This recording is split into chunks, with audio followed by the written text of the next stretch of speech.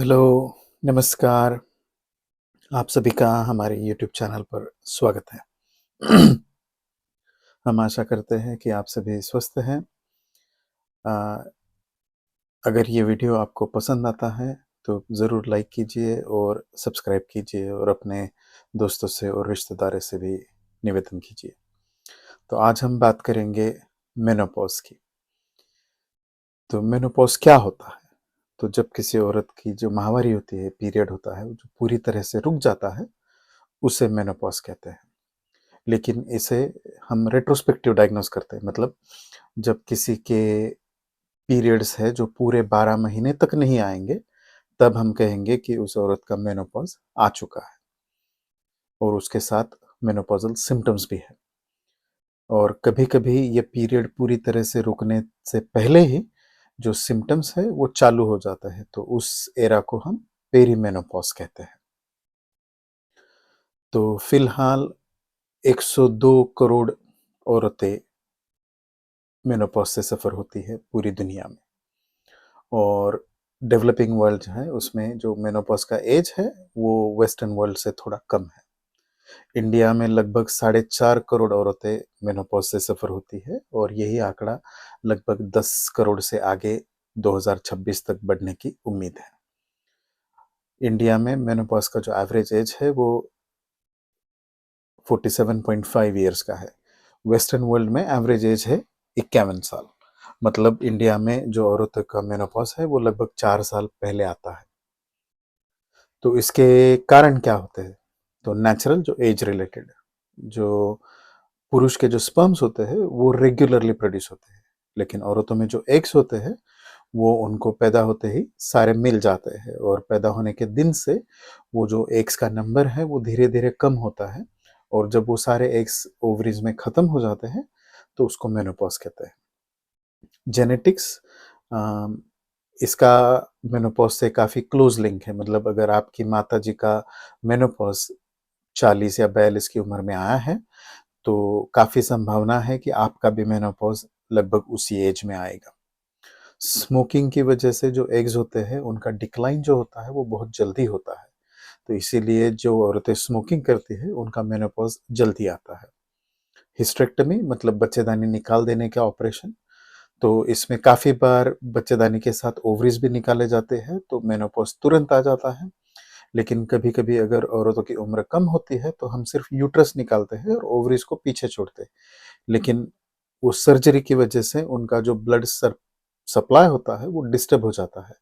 तो जिन औरतों में हिस्टेरेक्टमी हुई है लेकिन ओवरीज पीछे है, फिर भी उनमें जो मेनोपॉज है वो उनके एक्सपेक्टेड एज से कम उम्र में आएगा। ऑटो इम्यून डिसऑर्डर्स होती है काफ़ी सारी जो ओवरीज को अफेक्ट करती है और मेनोपॉज कॉज करती है।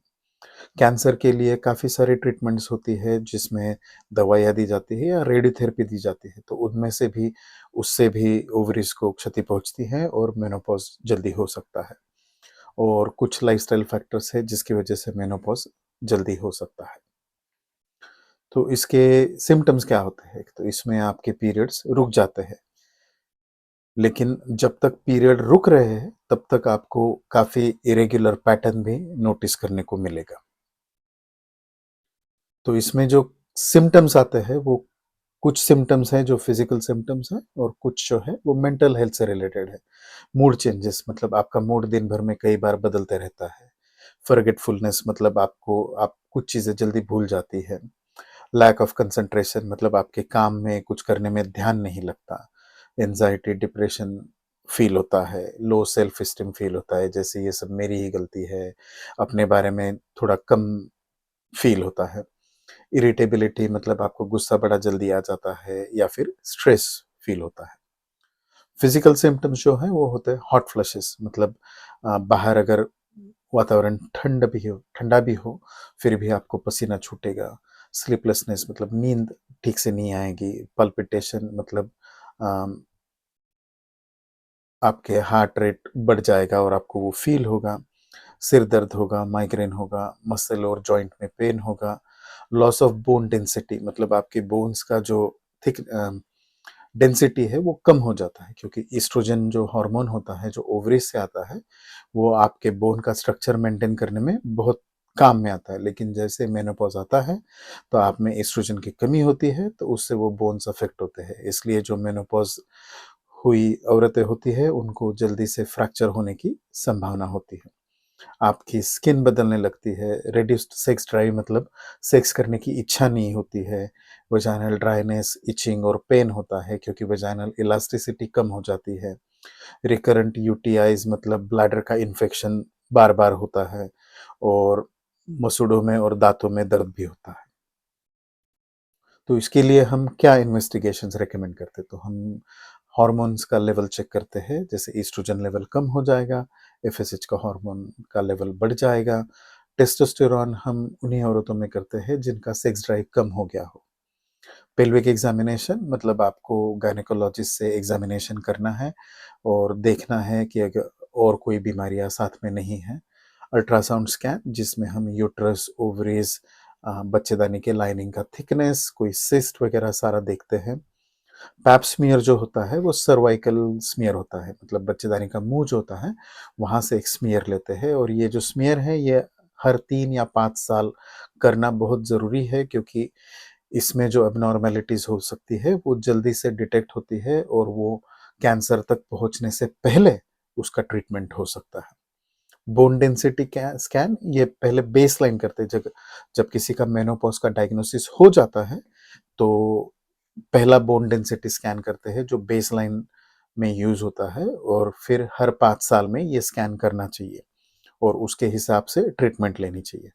थायराइड फंक्शन टेस्ट, ये गले में एक थायराइड ग्लैंड होती है, उसके ब्लड टेस्ट से उसके फंक्शन का पता चलता है। मैमोग्राम मतलब ब्रेस्ट का एग्जामिनेशन होता है। लिपिड प्रोफाइल, एंडोमेट्रियल बायोप्सी मतलब बच्चेदानी के लाइनिंग की बायोप्सी, अगर किसी को इरेगुलर ब्लीडिंग की तकलीफ है तो उसमें यह बायोप्सी बेहद ज़रूरी होती है। जेनेटिक टेस्ट हम तब करते हैं जब किसी लेडी को प्री मैच्योर मेनोपॉज मतलब उम्र से पहले उनके पीरियड्स रुक जाते हैं, तो उनमें कोई जेनेटिक इशू हो सकता है, तो उसके लिए जेनेटिक टेस्ट करते हैं। और mental health evaluation to check if there are no other abnormalities। तो इसके ट्रीटमेंट क्या हो सकता है, तो इसमें हार्मोन रिप्लेसमेंट थेरेपी मतलब जिस हार्मोन की कमी की वजह से आपको ये सब सिम्टम्स हो रहे हैं तो उसको हम बाहर से रिप्लेस करते हैं। तो इसको आप टैबलेट ले सकते हैं, या उसके पैचेस लगा सकते हैं, या जेल लगा सकते हैं, या फिर लोकल एस्ट्रोजन क्रीम है जो वजाइनली लोकली लगा सकते हैं। एंड्रोजन ट्रीटमेंट, जिन औरतों में सेक्स ड्राइव कम हो गया हो उनको हम ये ट्रीटमेंट रेकमेंड करते हैं। लेकिन हम ये इंसिस्ट करते हैं कि ये जो सारा ट्रीटमेंट है ये आप किसी स्पेशलिस्ट से कंसल्ट करने के बाद, पूरा असेसमेंट करने के बाद ही आप ये ट्रीटमेंट ले सकते हैं। और काफ़ी सारे लाइफस्टाइल चेंजेस है जो आपकी मदद करेंगे इन सिम्टम्स को अच्छा करने के लिए। तो रेगुलर स्लीप एंड रेस्ट मतलब आप पूरे 8 घंटे की नींद लें, आराम करें, हेल्थी डाइट लें, कैल्शियम रिच, और उसका सप्लीमेंट भी चाहिए डाइट में, विटामिन डी सप्लीमेंट। ये दोनों चीज़ें बोन्स के लिए बहुत ज़रूरी होती हैं। आप रेगुलर एक्सरसाइज कीजिए, रिलैक्सेशन विद योगा, पिलाटिस, जिससे भी आपको रिलैक्स फील हो वो सारी चीज़ें कीजिए। सपोर्ट ग्रुप्स मतलब जो औरतें जिनको भी मेनोपॉज हुआ है, अगर आप उनका कोई सपोर्ट ग्रुप बना सकते हैं तो आपको एक जगह मिलेगी जहाँ पर आप अपनी सारी चीज़ें उनसे शेयर कर सकते हैं, उनसे थोड़ी सलाह ले सकते हैं, और जहाँ ज़रूरत है आप स्पेशलिस्ट की हेल्प ज़रूर ले सकते हैं। तो मेनोपॉज़ ये इनेविटेबल है, जो आपके एज के हिसाब से होना है, लेकिन आपको इन सिम्पटम्स की वजह से सफ़र होना ज़रूरी नहीं है। इसके लिए काफ़ी सारी मदद अवेलेबल है, तो आप अगर चाहती है तो स्पेशलिस्ट से आप मदद और ट्रीटमेंट ले सकती है। धन्यवाद।